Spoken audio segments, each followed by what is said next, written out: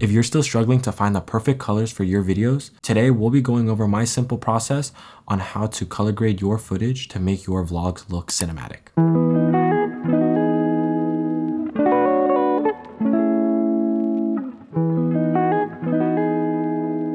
First, we're gonna need to pull up Premiere Pro on our computer, which we're doing right now.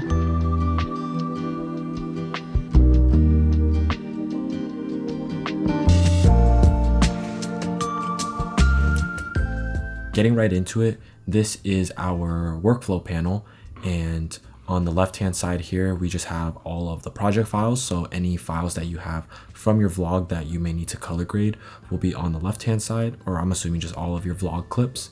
And then to the right of that we have the Lumetri Scopes panel, and the Lumetri Scopes panel will essentially just tell us what the color values the computer is seeing from the clip that we're looking at specifically. And then the clip that we're looking at is onto the right hand side of it, and then to the right of that is our actual Lumetri color grading panel. So here we'll be able to make any adjustments to the clips, and then that will be reflected in the Lumetri Scopes panel on the far left here.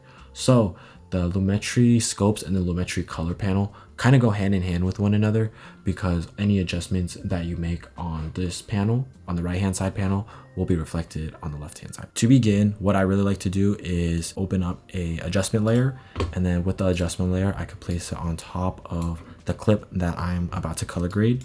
And by doing this, if you do have any issues or whatnot, opening up an adjustment layer is really helpful, because rather than needing to individually add your color grading settings to each and every clip, you can just add it to the adjustment layer and drag it across the entirety of the video. So all 3 clips have that same color and look that you want. The first way to color grade is like kind of the most straightforward and the one that everybody knows. We must convert our flat log footage into something more usable. So here I'm using the Sony S-Log2 to Rec 709 LUT, and what that does is it just uses like camera manufacturer settings to convert it from like a flat image to something more usable, which we can see here.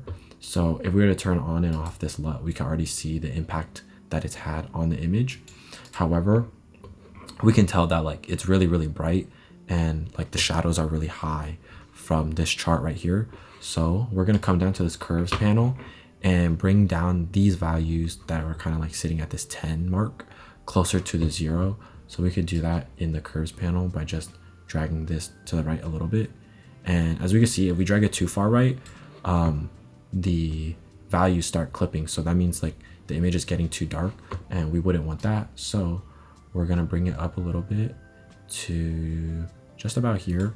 And honestly, it's just trial and error. Like if you bring it too far right or too dark, it's okay, you can just bring it back. So don't be afraid to, you know, try 2 extremes of the image as well, because sometimes like you never know if it'll look good or not. So right, like you could bring it all the way far right and then kind of slowly work your way back left to see kind of what looks good.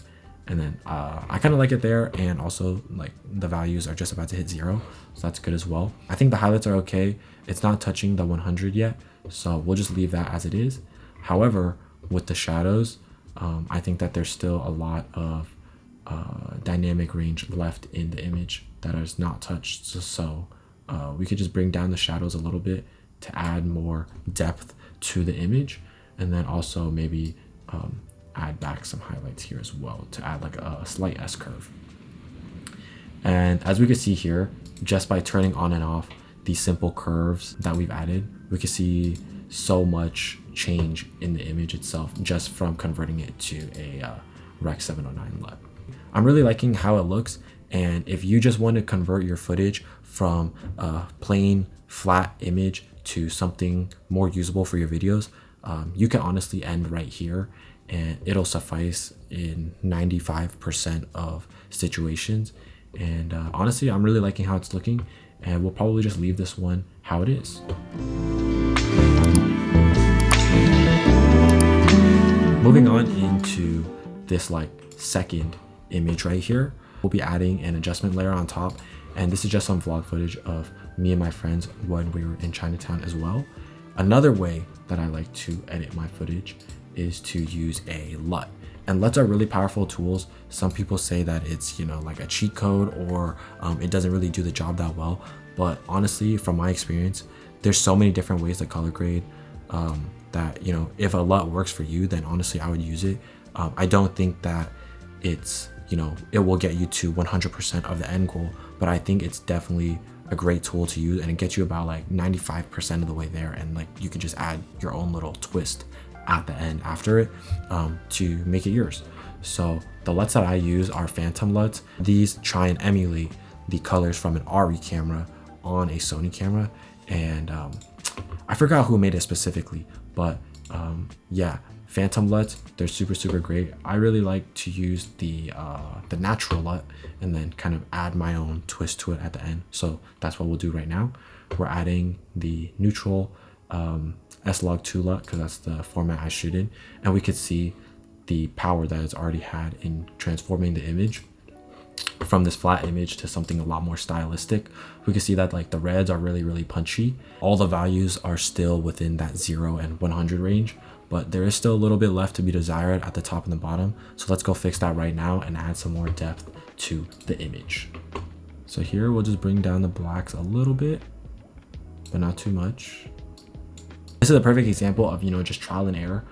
Initially I thought, you know, I would want to move the highlights just a little bit, but honestly, by moving it, it's about to clip anyway, so like there's really no need. So the change is so minimal that it's okay to just leave it. We could add a little bit more depth into the shadows to give it a little bit more punch, and then also add a little S curve and bump the highlights a little bit.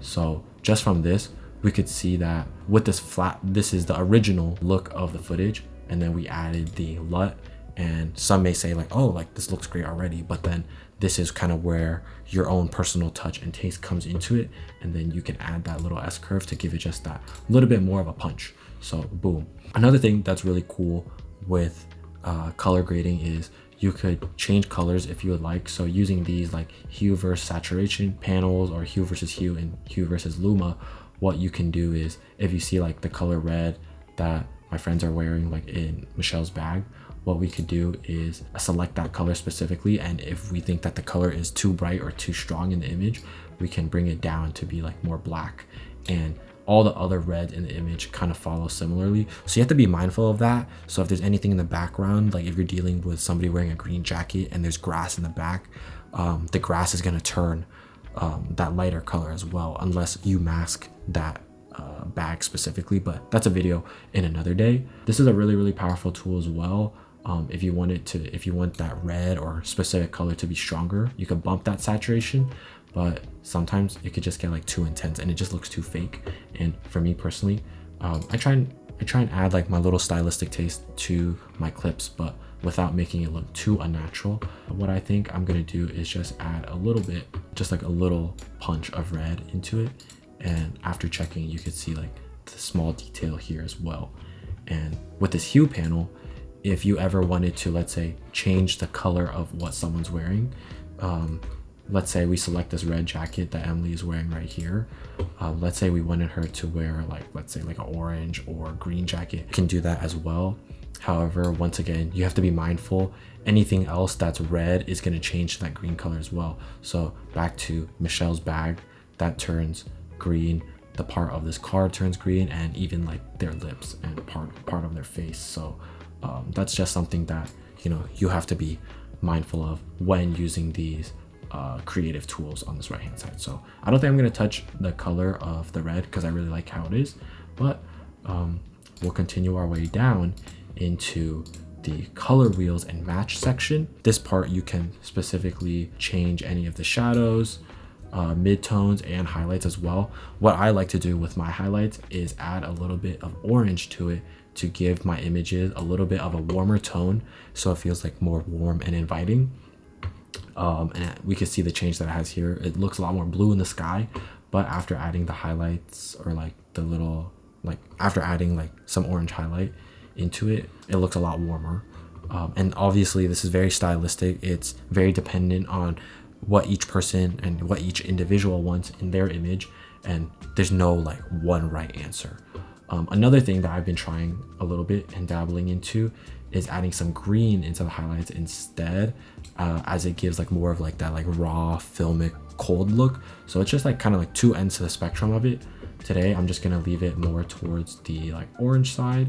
However, you know, you don't want to like overdo it, because if it becomes too yellow, like it may not look like natural anymore. So I'm just gonna keep it like right about here.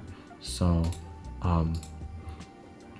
you know, we can see that it's added a little bit of orange, and honestly I really like how this image is looking right now. So you know, just to review again kind of from where we started, this is like that base flat log footage, and then if we were to add the conversion LUT, it adds color and life back into the video, and then from there I want to add a little bit more depth and punch and range to the video as well.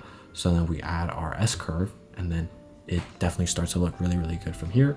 And then once we add, you know, our little stylistic orange highlight touch to make the image warmer, then this is how we get our finalized image.